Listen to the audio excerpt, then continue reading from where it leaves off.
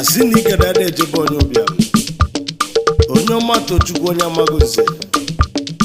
ogodo ka nsi pụtasị anụ mụ na onye na-asụ egwu mazụ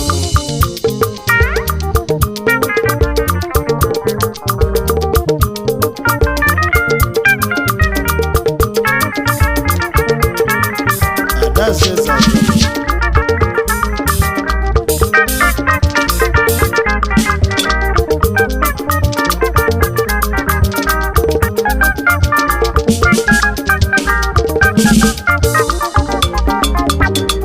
nkwa amala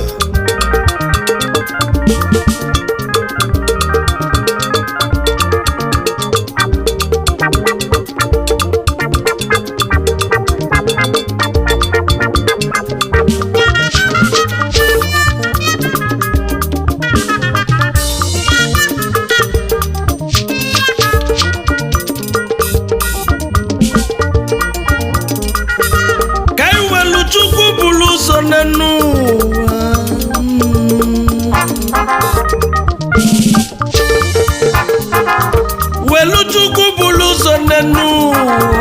kifọma luo ya aka kifọma bịala inu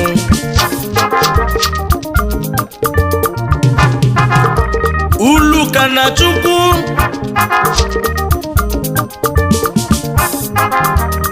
nwa si na Chukwu ego si na Chukwu ndụ si na Chukwu n'enu Yekajitizi kumunti nenu sino uluka na Chukwu maka Chukwu ebukanu ife niile dị Chukwu n'aka nke mmadụ ụwa na-emebu na nkịtị uluka na Chukwu ndụ dị na Chukwu nụ ifeọma si na Chukwu bịa nwa si na Chukwu ego si na Chukwu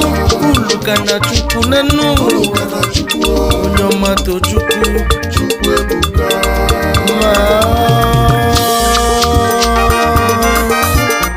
nkwa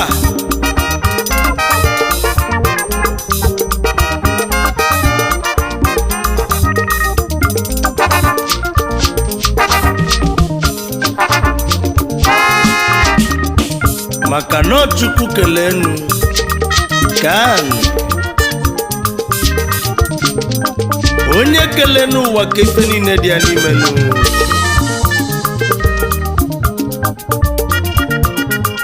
okelu mmadụ okelu ụmụ anụmanụ osisi kwụ n'ime ọfịa na-asọpụrụ Chukwu nụ maka na ulu ka na Chukwu nụ mmadụ nke ụwa na-ekwunyelu Chukwu nụ anụ bi n'ime ọfịa na-asọpụrụ Chukwu nụ maka na ọnya nwa bụ eze ụwa nụ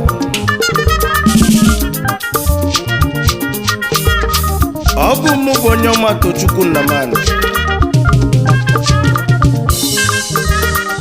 nnụnụ Chukwu bi n'ọzala onye ndị mozi na-agwa okwu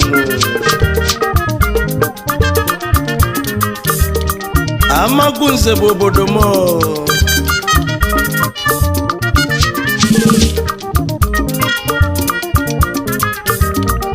Amagunze dị na Nkanu mana Nkanu nụ dị n'Enugu nụ onye ọma tochukwu onye obodo eze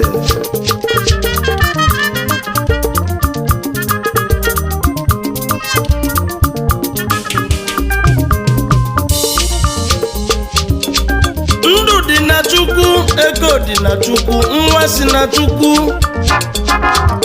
uluka na Chukwu nenu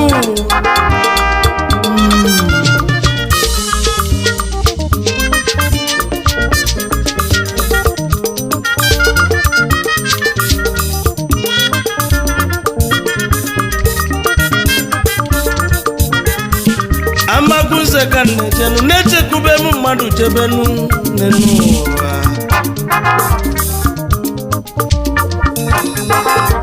onye ka nchekwube jebezi na Amagunze nụ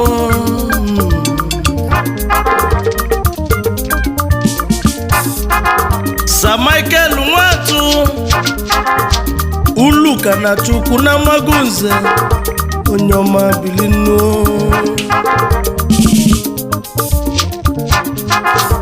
Oil and Gas na Magunze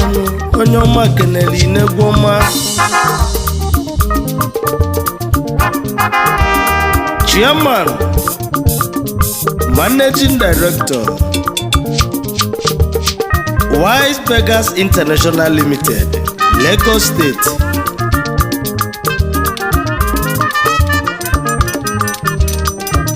Oyibo Sir Michael Nwatu Uluka na Chukwu 1 na Magunze Oil and Gas na Magunze ezi nwanne m nwanne mmadụ abụrụ ya nụ nkwa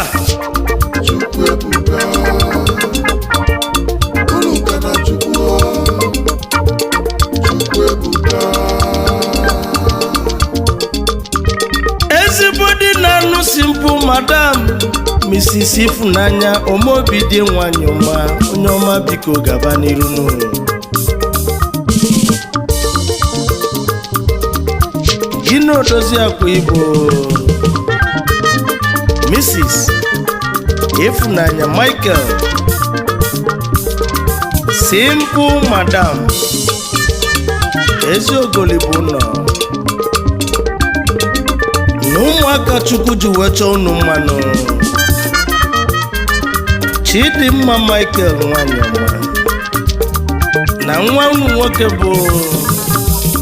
Chimukasịmma Michael onye ọma Tochukwu ekene unu asị na nwanne ozu na wozu arụnụ maka na ife na-asịa na nwanne mmananụ alụsịa na ama ebulu na ba n'obinu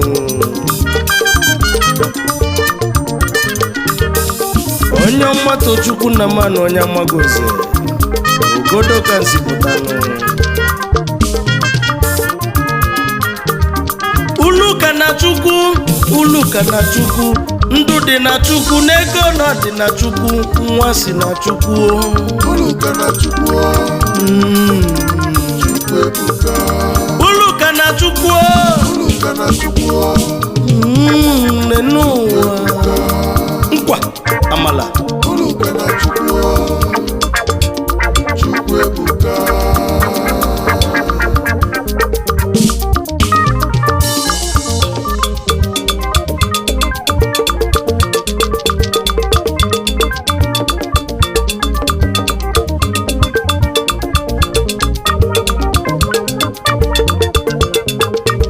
anyị eluzienu na ebe ọfụ dị na Nkanụ n'ụwa onye ga-echekwube jebezienu Nwoshimobuga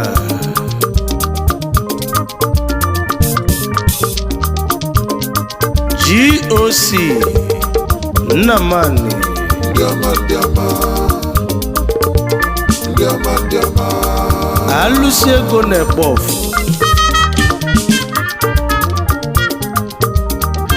alụsi ego na Malaysia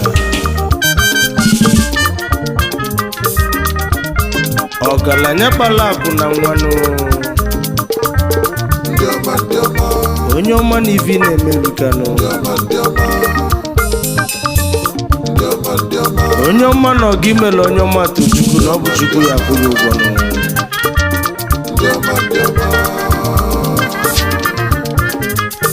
kenelu m ezi nwanne inu Obiora Nnamani bilinu atakata abụọ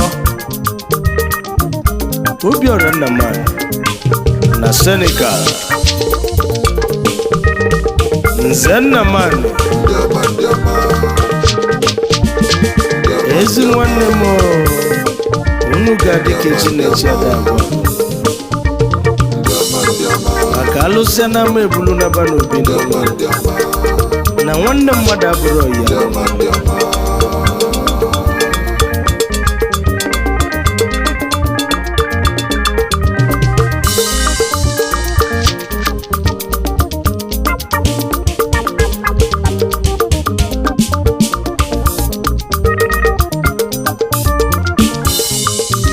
anyị ejebezienụ na nanka mmadụ ka ichekwube jebenu anyị eluzie na nanka Diama, diama. o nwere onye anyị chekwube jebenu Diama, diama. mandate na nanka Diama, diama. ofu onye ofu efi onye ọma bilinu tochukwu kenere inegwu ọma Diama, diama. nwata na-agba mbọ Diama, diama. maka na nwayọ nwayọ bụ ije mandate na nanka onye ọma tochukwu ekene inu ọsịmụ kene kene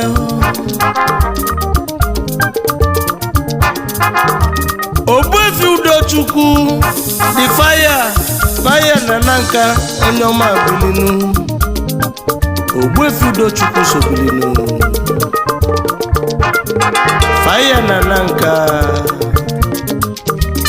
CEO Basic Entertainment Nigeria Limited and CEO The Basic International School Lagos ọkwa ị na-agba agba onye ọma tochukwu ekele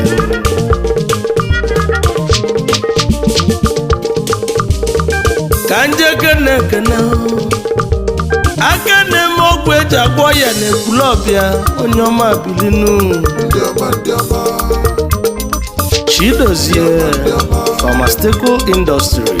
Diama, diama. aka na-eme ọgwụ eji agwọ ya na ekwulọbịa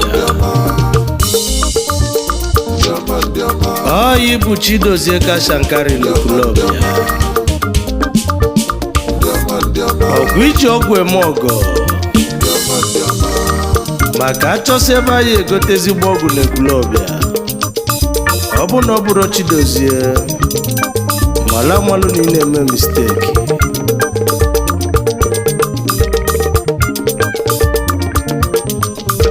arụ ndị isi ọgwụ ka na-eje na o nwere onye nchekwube jebe onye ka nchekwube jebe nu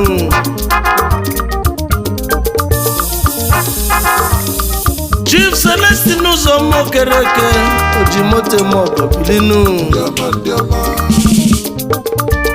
Diama, diama. Ogbuefi dị mma onye nweghị nwere ifenu nna nyere ugo gaba n'iru nu Diama, diama. Chief Celestin Ụzọma Okereke Ogbuefi nna nyere ugo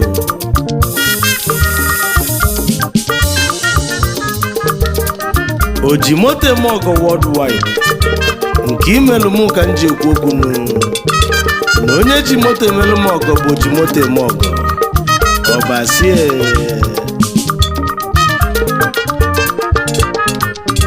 anyị eluzienụ n'ụgbọ kanụ onye ka echekwube debenu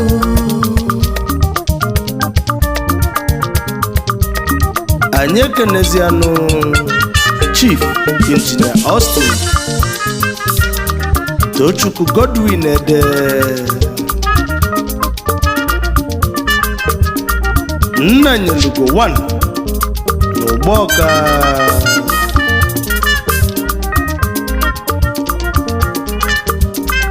ọgaranya solezo na South Africa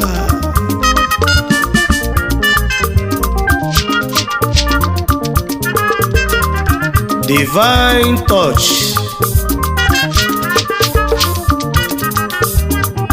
Oyi bụ founder of Tobes Foundation ezigbo mmadụ adịrọ fecha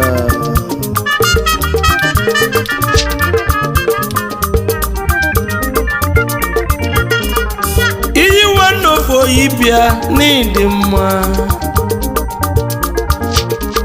Chief Frank Olisadebe Orizu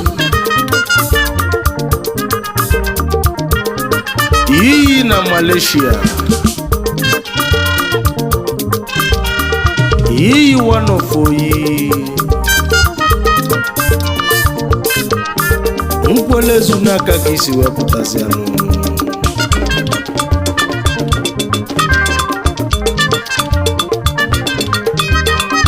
Asị n'ụlọ ka na Chukwu n'ụlọ. Ulu ka na Chukwu. Nwa dị na Chukwu, n'ego dị na Chukwu, ife niile dị na Chukwu n'enu ụwa. Ulu ka na Chukwu. Samichael Nwatu onye ọma bilinu, onye nweghị nwere ife amaguze ka isi eje n'onye